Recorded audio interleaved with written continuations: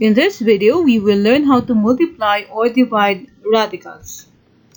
In multiplying or dividing radicals, the expressions should have the same indices. So if the given indices are different, we have to rewrite one or both expressions such that the indices become equal. If we want the same indices, we have to find a common index, and that is the least common multiple of the given indices, such that if you have to multiply the square root by a cube root, you have to rewrite each expression into a sixth root, because the least common multiple of 2 and 3 is 6. Once the indices are the same, we have to multiply or divide the radicands.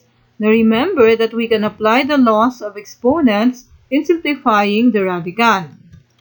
Once we have simplified the radicand, we have to evaluate the resulting radical.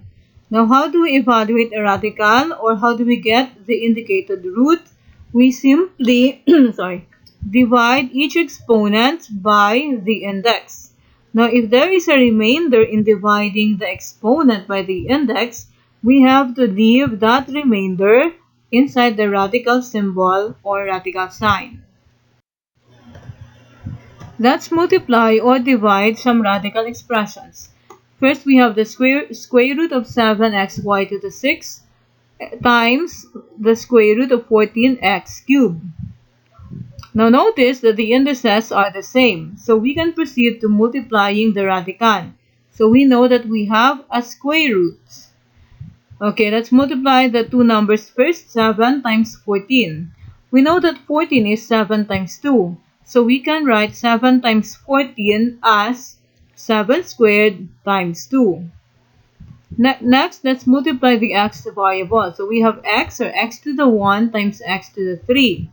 Since the bases are the same, we copy the base x, and since we are multiplying exponential expressions, we have to add the numbers, so 1 plus 3. Then we copy y to the 6. Let's simplify the exponent. 1 plus 3 is 4, and copy the rest of the expression. Then we evaluate the radical symbol, or rather the radical expression, or we get the square root. So can we get the square root of 2? No. Therefore, we leave 2 inside the radical symbol. How do we get the square root of each of the remaining number or variable? We simply divide the exponent by the index 2. So we have 7 to the 2 divided by the index 2. We have x to the 4 divided by the index 2. Then we have y to the exponent 6 divided by the index 2. Let's simplify the exponent. So copy square root of 2. 7 to the 2 divided by 2 is 1. So 7 to the 1 is simply 7. 4 divided by 2 is 2, so we have x squared. 6 divided by 2 is 3, so times y cubed. Now let's simplify this expression further by writing the radical expression to the right, on the right. So we have 7x squared y cubed times the square root of 2. Next, we have the cube root of 16m to the 21 divided by the cube root of 2m squared. Notice that we have the same indices, so we know that we have to get the cube root. Okay, and we can proceed to dividing the two radicands. Let's consider the numbers first. So we have 16 divided by 2. Then let's consider the m variables. So since the bases are the same, we copy the base m. And since we are dividing exponential expressions, we have to subtract the exponent. So we have 21 minus 2. Let's simplify the number. 16 divided by 2 is 8. And the exponent, 21 minus 2 is 19. So we have the cube root of 8 times m to the 19. Now, how do we get the cube roots? Okay, first let's write, perhaps we can write the number 8 as a cube. So we know that 2 times 2 is 4 times 2 is 8. Therefore, 2 cubed is equal to 8. So let's write 8 as 2 cubed. Then copy m to the 19.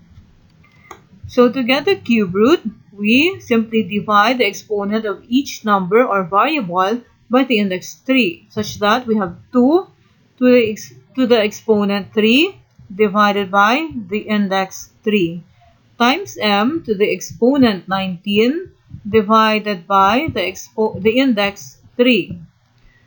Let's simplify the exponents. 3 divided by 3 is 1, so we have 2 to the 1 or simply 2. 19 divided by 3 is 6, remainder 1. Next, how do we write the final answer? So we copy 2, then outside the radical symbol we have m to the 6. Now since m has a remainder of 1, we have to multiply this expression by the cube root, because remember we are getting the cube root of m to the 1, or simply the cube root of m. Third example, let's say we have the cube root of p times the fourth root of q. Now this time we have different indices. So first we have to rewrite each of the expressions for us to get the same indices. Okay, so what is the common index? We have to get the least common multiple of these two numbers. So 3 and 4. The least common multiple is 12. So we have to make this a 12th root, each of the expressions. Okay, if we want to make the first term a 12th root, we have to multiply both the exponent of the variable in the radicand and the index by 4, because 12 divided by 3 is 4.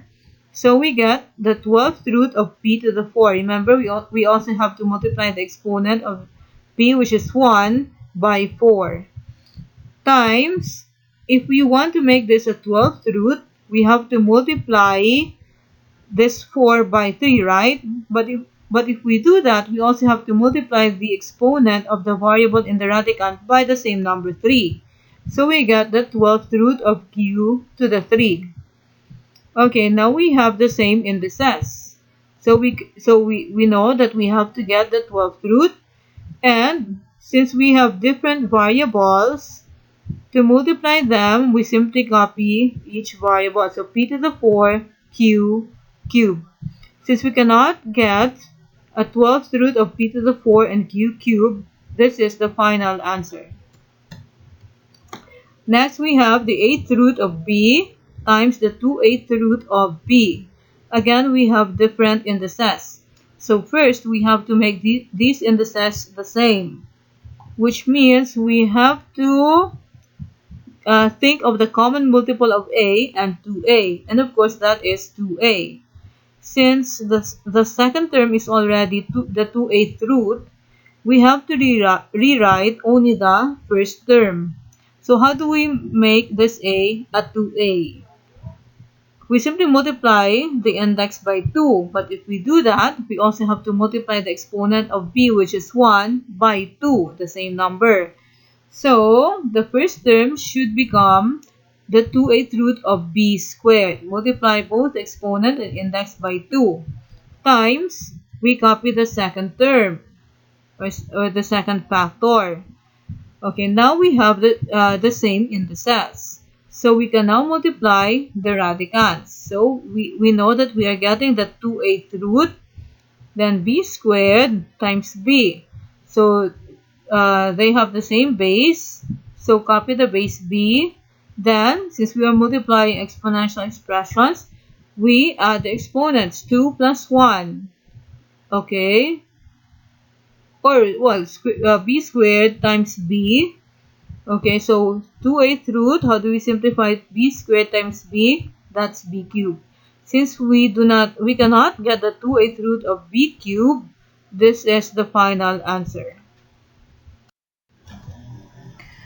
Next we have the square root of 2xy times the cube root of xy squared.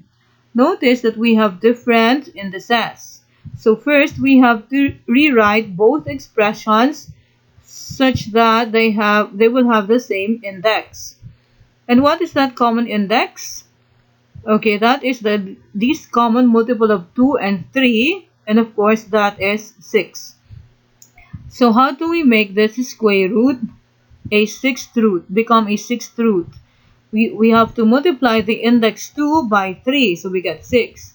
But if we do that, we also have to raise the radicand to the exponent 3. So we get the sixth root of, we have to raise each number or variable to exponent 3, so 2 cubed, x cubed, y cubed. Next, how do we make this cube root become a sixth root? We have to multiply the index 3 by 2, but if we do that, we also have to raise the radicand to the exponent 2. Okay, so we get the sixth root of x, this is to the 1, right? If we raise this to 2, okay, we multiply 1 times 2, the exponents 1 and 2, so x squared. Then we have y squared. If we raise this to the exponent 2, multiply the exponents 2 and 2, so you get y to the 4. Next, since we now have the same indices, we can multiply the radicands. So let's consider the number first. We have 2 cubed, copy to 2 cubed. Then let's multiply x cubed and x squared. Since they have the same base, let's copy the base, and since we are multiplying exponential expressions, let's add the exponents 3 plus 2. We do the same for y, so we copy y, and we add the exponents 3 and 4. Next, let's simplify the exponents. So we have the sixth root of copy 2 cubed, 3 plus 2, 5, so x to the 5, 3 plus 4 is 7, so we have y to the 7. So we can now get the sixth root of the expression. Okay, to get that root, we simply divide the exponent of each number or variable by the index 6. So we have 2 to the exponent 3 divided by the index 6 times x to the exponent 5 divided by the index 6 times y to the exponent 7 divided by the exponent 6. Let's simplify the exponents. What is 3 divided by 6? Of course, that is 0, remainder 3. So we have 2 to the, you have a remainder of 3. Then how about the 5 divided by 6? That is 0 divided by 5. So, no, sorry, that is 0 with a remainder 5. Next, what is 7 divided by 6?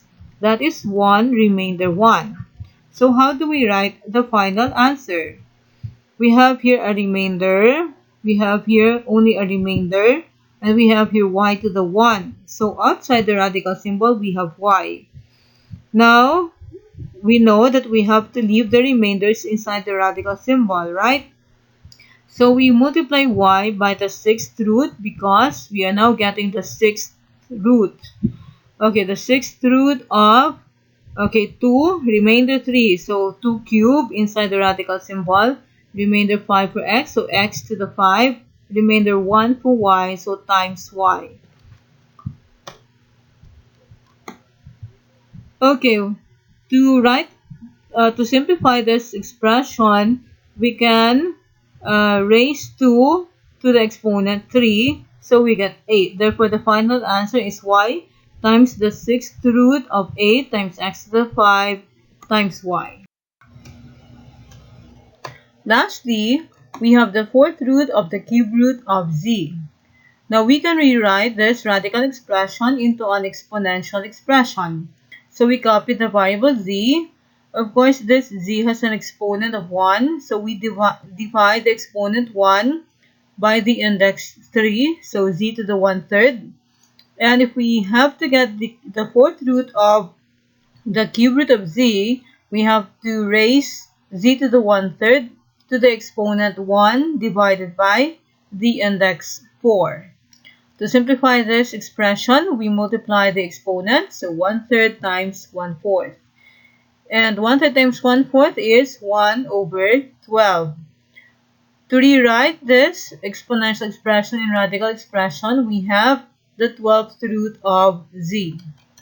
Therefore, in general, if we have to get the mth root of the nth root of x, we simply multiply the two given indices m and n in order to reduce the two radical symbol into one radical symbol, and the index is simply the product of the two given indices.